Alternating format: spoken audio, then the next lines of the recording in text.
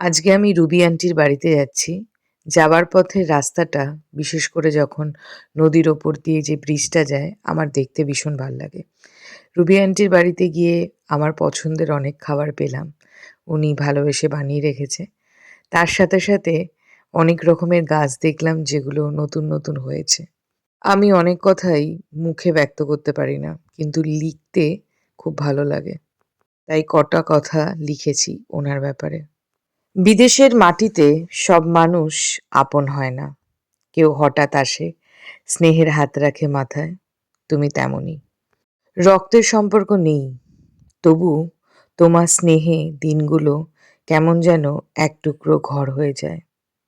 তুমি খোঁজ নাও আমি ভালো আছি কিনা। এই ছোট্ট ছোট্ট প্রশ্নগুলোয় আমি খুঁজে পাই এক অদ্ভুত আপনজন।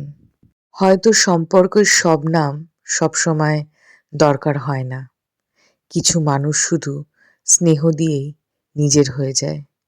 তুমি তেমনই। বিদেশের ভিড়ে পাওয়া এক টুকরো মায়া, এক টুকরো বাড়ি। এই গাছটা কি অদ্ভুত না? এই গাছটার নাম নাকি বাটারফ্লাই। এর পাতাগুলো দেখো, মনে হয় যেন একটা একটা করে প্রজাপতি বসে আছে। কোথা দিয়ে সময় কেটে যায় সত্যি বোঝা যায় না। আর এই ফুচকা পেয়ে তো আমি আনন্দে আত্মহারা।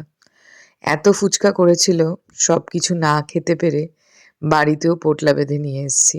পরের দিনও সেই ফুচকাগুলো মনের আনন্দে খেয়েছি। আজকের ওয়েদারটার সাথে এই ফুচকা আর চপ কিন্তু বেশ মানিয়েছিল।